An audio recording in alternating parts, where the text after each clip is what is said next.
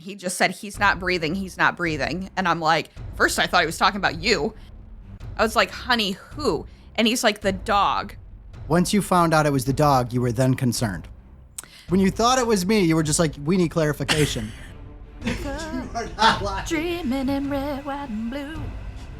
Only in America, where you can buy the drugs you want to. They were like really busy preparing for the trial for the guy that chopped his wife's head off with a shovel. Would you like to enlighten me with a little tale? I will enlighten you. But this is going to be more fucked up than the fact the guy cut his wife's head off with a shovel.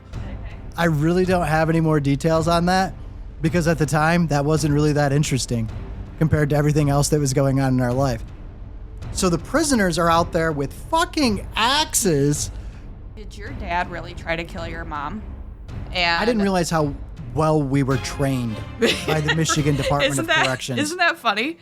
You like a crunch bar? Yeah, would you like a snack and a beverage while I, murder your father? How do you know him? Are you related? That's my dad. And he's like, we're going to be together forever. It's not good. It's not Jesus-in, but it ain't innocent. It ain't innocent, but it ain't wrong either. Well, and again, I think that goes back to what you and I were talking about before Josh joined us, trying to explain things to other people and, how we process that stuff is, we find humor in about anything. So like poor Josh over here is like, tell me a funny story. We're like, oh yeah, we got a lot. Josh is like, he's this horrified. is terrible. What the fuck? And we're like, isn't this funny? No. I'm over here staring a hole into this table right about now. Did they not understand the question? What's going on? I asked a funny story. I asked for a funny story, and now I'm staring at a hole. I did tell you a funny story. And now I'm going to tell you why not to do drugs while I take you to go do drugs. That was fucking hilarious. I mean, it was funny, and then you continued. Oh, yeah.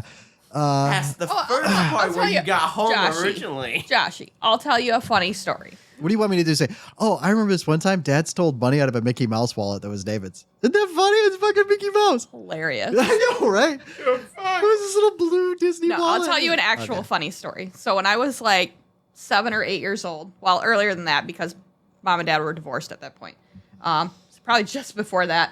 Dad was in charge of us for school in the morning. Why, I don't know. Everybody got on the bus except me.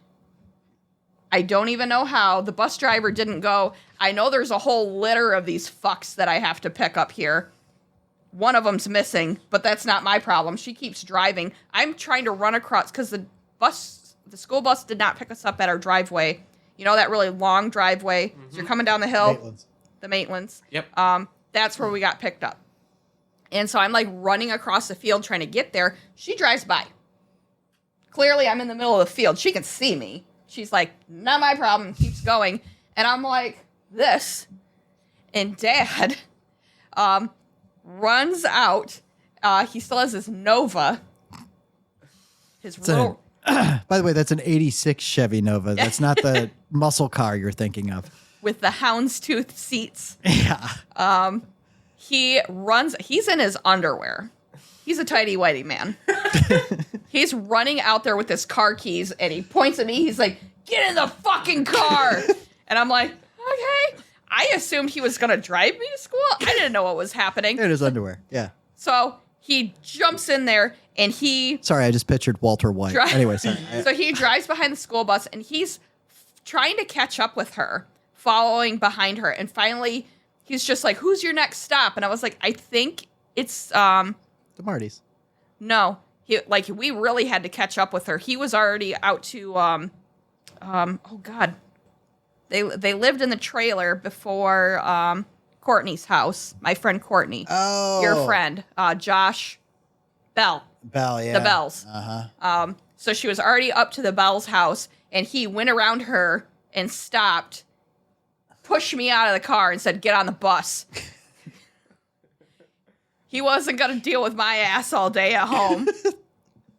He said, I had a day to myself without these fucking kids. Absolutely not. Get in the car. And he caught up the bus, and I got on the bus and finally got to school. But yeah, he jumped in the car practically naked, and was just like, "Yep, we're catching up to that bus." So he was not. He did. Yeah. He sure did. He was not going to be left home alone with me. So. I'll tell you one. When I was in second grade, so I was a wee little tyke. I'll use my teacher's real name. It was Mrs. I don't know, starts with an S. Now I think about it, I don't remember. Swingler? I don't remember. Anyway, not the point. I was getting terrible grades in her class, and I'd always gotten good grades. And I'm cute and funny. So, fuck you, Sandra. So, but I was getting anything. You didn't. You're just like, whatever. You just had the look on your face. So I was getting terrible grades, and I was like, oh fuck. And they're like, why are you getting terrible grades? I'm like, fucking teacher hates me. She's mean and not fair. And they're like, quit being a fucking prick. Do your fucking work and take it serious, and you'll do better. Wasn't doing better. I kept saying, she fucking hates me. That's what's going on. I'm doing my fucking thing. She just fucking hates me. And fucking mom and dad are getting pissed. I'm getting in trouble, which in those days meant you get spanked and sent to your, the usual thing. And parent-teacher conferences come around. And so they had a parent-teacher conference. And so I sat in the room, and they're going over some of my assignments, and and the teacher is explaining exactly why I got marked down. And frankly, it sounded like horse shit to me. But I got told to leave the room. They had a conversation, and then we walk out, and I know I'm in trouble because they're quiet. That's not good. So we get in the car, and it's kind of awkward. Start driving home. And Dad's like, well, I don't know what to say. She is kind of a bitch. She doesn't fucking like you. And I was like, Mark. He's like, what? He was right. What do you want me to say?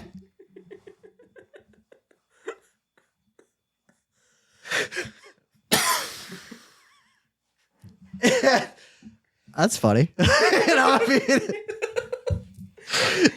And she started treating me better after that. I don't know what Dad said to her in there, but I imagine it was something along the lines of, hey, you're kind of a fucking bitch. Lay off, And because he had to go to parent-teacher conferences. Like, all right, so we're on the way.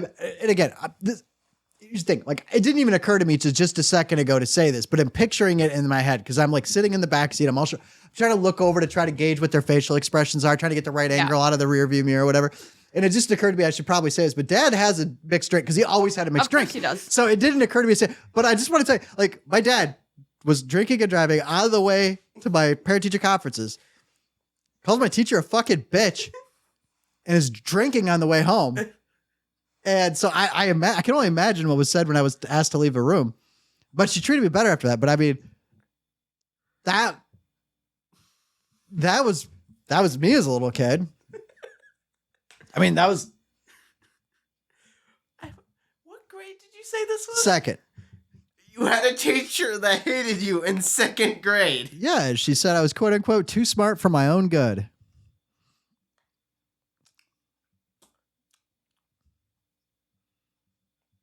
Yeah, she sounds like a bitch. She fucking was. Because I'd raise my hand and ask like dumb fucking questions, like, like in math, be like, wouldn't it be easier to, do like when we were doing long division. So she decided to piss me off by doing long division fractions. And I was like, we don't have to do all those steps, because the bottom number is the same. We can just, anyway. And she called me out. She's like, that's what we learn tomorrow. And I'm like, okay. So then she'd fucking fail me because I pissed her off. She'd fail me that day on that assignment. And then and she'd be like, you're not allowed to ask questions. And I'd be like, all right. And I'd just sit there. And then she'd fucking mark me down for not participating. And so I was like trying to explain this to my parents, and they're like, that's fucking bullshit. And then they went to the parent-teacher conference and they're like, you were right. She's a fucking bitch. So. How is she in charge of second graders? I don't know, man. That was... All right, let me tell you about my first grade teacher. This is fucking funny. This doesn't involve Grandpa, but so this lady, she retired. Her name is Mrs. Jordan, and she's dead now. So I'm sure, otherwise she'd be like 140. So but it's strange because I'm only 27. Anyway, like that was like the last year of corporal punishment in schools, and they outlawed it, so she retired. But let me tell you something. Oh, she was one of those.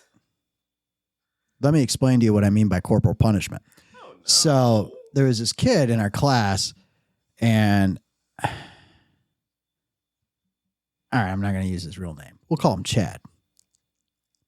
And he was mouthing off one day, and I don't remember what he said. It wasn't something like particularly offensive. I mean, I was in fucking first grade. He might have talked out of turn or whatever, but Chad would say things out of line because, of course, his name's fucking Chad. Anyway, so she got pissed, this little fucking douche kid, and she's like, all right, little ginger douche. She didn't say that, but she should have because that would have been clever. She's like, you need to go to the fucking principal's office. You know, she didn't say fuck. But anyway, she's like, you need to go to the principal's office. And he was like, I don't want to because that means you're going to get spanked. So she's like, oh, you're going. And she took him there. But I don't mean like, she was like, come on, young man. We're going to walk arm in arm. She grabbed him by his fucking hair to drag him to the principal's office. But Chad is a Chad, and he's not too bright. He holds onto his desk, and she takes Chad by his fucking ginger head and drags him into the hallway with his desk. Yep. And I want you to know something about these desks. These were issued during the Cold War. In case of a nuclear holocaust, they had to be sturdy enough for you to hide under them. They are wood and steel. Yeah, we're not recycled steel either. I mean, these motherfuckers weighed. I mean, I think they had to be brought in with a forklift. They were fucking. I mean, I was little, but they were fucking heavy, man. They were serious fucking desks. Like you could mix cement in those motherfuckers. Is what I'm trying to say. They were steel, and she drug him. And you might be like, wow, that seems like it must have been exciting. I was like, no, we weren't laughing. We were all crying because all you can hear is the steel desk on the fucking tile floor going, ah! And meanwhile, Chad's going, ah! At the same time. And so, and let me tell you something about that. Once he decided to finally let go of the desk, she fucking spanked him. Sent him down to the principal's office where he got spanked for not letting go of his desk when he was being drug out by his hair because he damaged the floor. Uh-huh. And let me tell you what happened when he got home.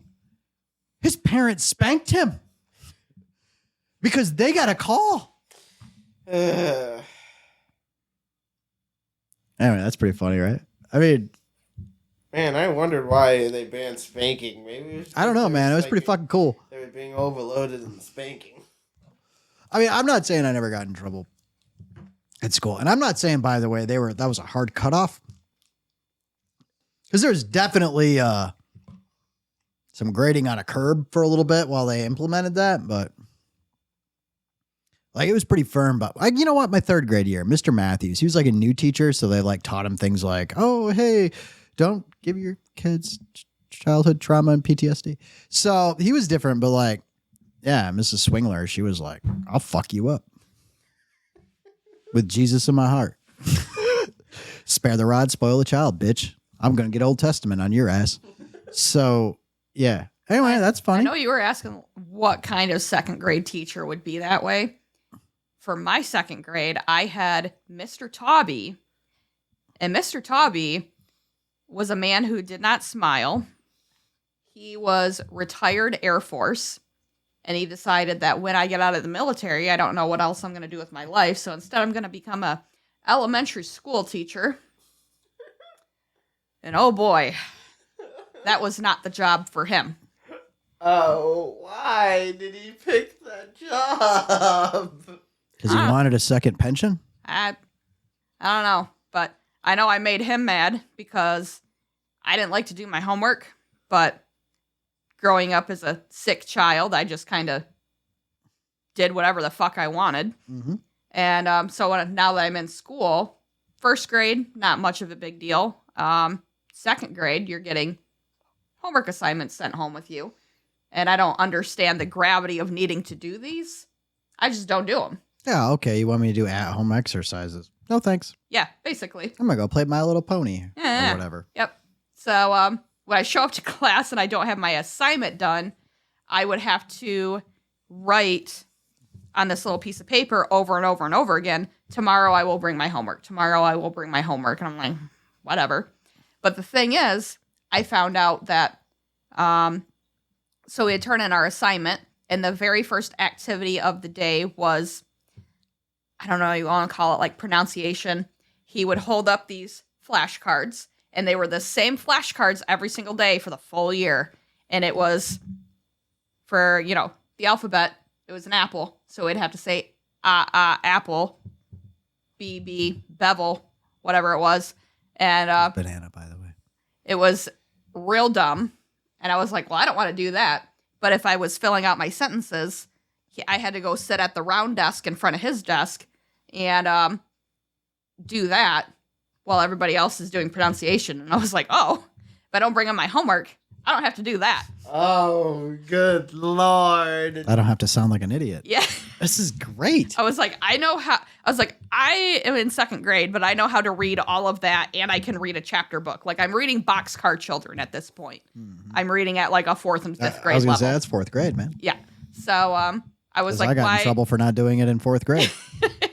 So I was like, fuck why- some boxcar kids. You should try my family. I still remember. Maybe that's why I like the Boxcar Kids so much. I was like, these 4 kids are also out on their own, but they're living in their own apartment called a boxcar, which is the end of a train, and they make their beds out of pine needles. I was like, they're like camping, and it's really fucking cool. They're just out there living their life. Yeah, And- for me, I'm like, this is just home. Yeah. And they have it better. Right? This is stupid. They're going on this little adventure. I don't want to read about your fairy tales of dreamland. Yeah, I was like, this is great. I still remember in first grade where they separated all the different kids into their respective reading levels. And I'm sitting at this table with the teacher while everybody else is reading all the books, looking at this picture book with 1-sentence words, and I open it up, read the entire thing, and then put it down while they're all on the first page. And the teacher just asked me everything that happened in the book, and I repeat it verbatim, and she's just staring at me. Because I think they made us do a test. I don't remember. So I'm assuming because I don't remember, I just didn't do it. And then they found out, oh, your reading level is college grade. I'm pretty sure that's what they literally told me was a college kid. I could read a college textbook. That was my reading level. Yeah, they wanted to know. They're like, wow, you guys must have read a lot with him as a kid. I was like, no, we just cussed at each other with big words. By the way, you want to see some people gasp in a room, just say that. Which my elementary school teachers. So first grade, I had Mr. Prinzing, and he was this old school hippie. Oh, my God. He was lovely. And every single holiday, he dressed up. And for Thanksgiving, he always dressed as a pilgrim. And he brought, back in the 90s, when this was allowed, he brought his actual musket to school. Oh, hell And yeah. he loaded it on the soccer field and shot it. So we all got a demonstration to the. I mean, this was just, for him to show off his gun collection and dress up a little bit. Like, A little dramatic. he is just having fun. It's a little extra. Yeah. And he was a really fun teacher. I remember Mom saying, like, his teaching style and his classroom was just chaos at all times. And I was like, yeah, that sounds great. But which teacher was this? Mr. Prinzing. Oh, yeah. Okay. So yeah. first grade. Mhm. And then so second grade, when I had Mr. Tawby, I'm like, Whiplash. something's wrong with this man. But then when I moved on to third grade, I had Mrs. Behrens. She was lovely. And I really loved being in her class. I loved learning. And during the summer, she had a challenge every single year that she sent a homework packet home if you wanted it. And she's like, if you do this homework pack over the summer, she said, when I catch you in school the next, this fall, she's like, I will give you a special prize. And that really intrigued me because she didn't tell me what it was. And I said, okay. And I was just like, what if because I was really good at all of her subjects, but she didn't treat me like an asshole, and Mr. Tobby was like. So it's going from Mr. Tobby to Mrs. Behrens. I was like, oh, this is great. This teacher actually cares about her students, cares about her job. Yeah, I had a really lovely time in her class. And so when she gave me that, and it was a doozy of a homework pack. Like, it was a manila folder that had girth to it.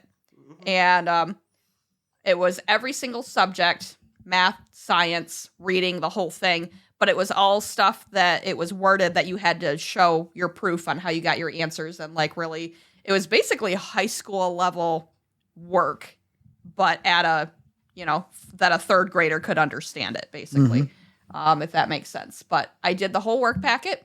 I just worked on it throughout the summer, and I was like, yeah, fuck it. And she included a pre-stamped mailing envelope. You just slipped it all in there, and I gave it to Mom, and she shipped it out. And then she... for fourth and fifth grade, I had Mrs. Hannah. She was lovely. I had her for half of fourth grade. Did you? Yeah. I got kicked out of the class. What did you do? All right. Well, hold on. Yeah. What's it? Okay. So, what's the present? So Mrs. Hannah's just like. See, Josh is intrigued. Yeah. He's like, focus. What's in the box? I must know this mystery. I cannot continue with my life. So, so I go to Mrs. Hannah's class, and like I'm in school for like a month. I forget about it because I'm like ADD. I am involved with what's directly in front of me, and Mrs. Hannah. I forgot about my magic decoder ring. Yeah, literally. And Mrs. Hannah pulls me aside before I go out for like recess or gym or whatever it is, and she said, "Oh, this is for you." And I was like, "It's another thick envelope thing, sealed," and It shows, from Mrs. Behrens to Sandra, like, you did a great job. I'm glad you had a great summer. You were the only student in my class to complete this. And I was like, okay.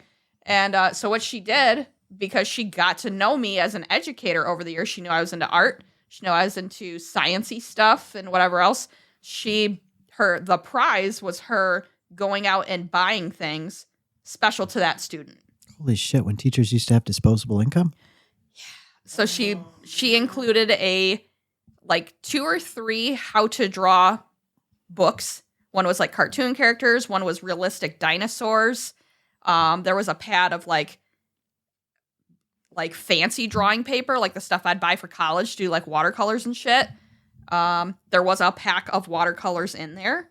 A pack of colored pencils. Like, it was just like a small little... It sounds like I would have had to been scrubbing the kitchen table for a month. So it was this like bespoke little starter artist kit that she got for me for doing the work. And I was like, damn. I was like, I did a thing, and it literally like came back to me. I reaped what I sowed. Yeah. I was like, huh. And that's a good thing. Yeah. So I was the bread. I was quite pleased with that. Hell yeah. So, the biggest swing in teachers I ever had was in high school. And I have ADD, so this is really important. Because I had Mr. DeBoer for civics, followed by Miss Prince for art. And Sandra's already giggling. No, because I sent one of my friends, one of my besties in school, Laura, I sent her a TikTok of a completely unhinged art teacher. Like, your unhinged art teacher living her best life. And it's just this girl that's like, she's wrapped in this big cardigan and just like, oh, you can go outside and do whatever you want, whatever gives you inspiration. And they're like, oh, if that so-and-so teacher gives you shit for being outside, you have my permission to remind him that his wife divorced him last month to make him feel like it was a whole thing. And so I sent that to Laura just because we both went to school to be art teachers. Yeah. She is now a Spanish teacher. Okay. But closer. She probably would get more work that way anyway. Mm-hmm. And she sent me a message back, and she's like, I miss Mrs. Prince. I was thinking that when I sent it to her, and then when she sent me that message back, I was like, yeah, if you know, you know. Mm-hmm. Man. So, all right, this guy was my civics teacher, okay? Mr. DeBoer. And I fucking love this guy. He's hilarious. God, I hope he's still around. but he dressed a little odd. He still dressed like it was 1970 in his polyester suits. He had spent some time in a mental institution more than once. And I know that because he told us in class. Wait, is this the guy you distracted to get out of homework by talking sports? Yeah, not sports, but no, politics. Politics. If I get him off on any rant. So let me tell you what it's like to be in his class. And I want you to know, first hour. Okay? So he'll go on for like 20 minutes just in this fucking boring, talking under his breath. And that's how he's giving his lecture. If you read the Anti-Federalist Papers as well as the Federalist Papers, you'll find out why it's written into our Bill of Rights that there's no quartering of troops. And it happens to be after the Second Amendment, which might imply that, in fact, that the right to bear arms is more important than not of a quartering of the troops. However, if you read the Federalist Papers, you'll see that they weigh all of these things together. And the reason the Anti-Federalists agreed to the United States Constitution was because of the Bill of Rights being included to balance out the powers of the federal government. And what ends up happening in the end is, you're sort of sitting around and somebody says, "You will find Charlie! You will go out into that fucking woods and you will take him the fuck out!" And that was my experience in Vietnam. And I've spent a couple trips in a hospital. Holy fucking shit. Okay. My dog can't hear, but he heard that. He felt the ground shake. And He ran in here panicked, his ears completely back. I know you didn't see it, but that's great. I saw more of his eyeball orbit than usual. I saw him through your eyes because your eyes got very big when you saw your dog. But I want you to know that immediately following that is a class. Well, there was technically a second hour, but I smoked weed during that. And we go into third hour. That was Miss Trellis' class. Course. And we go into Miss Prince's class, and she'd be like, "All right, everybody, I just want you guys to find inspiration for your art. The other day, I was driving home. In the center line, it jumped up and did one of those little loop-de-loop things. And I happened to draw inspiration that evening for the things I worked on. I hope that you're able to find the same."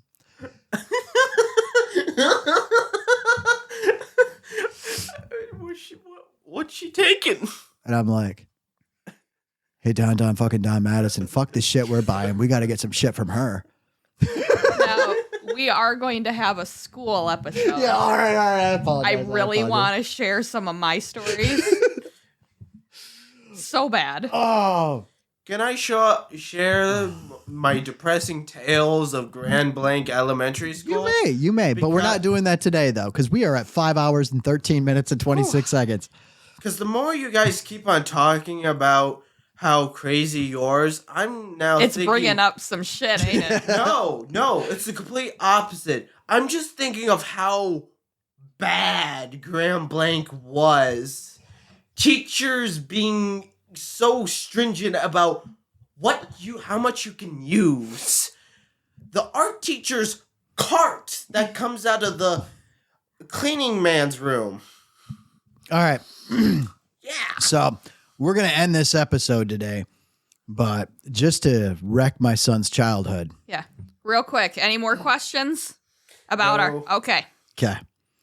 So before I play us out, I'm going to say this one thing to wreck my son's childhood.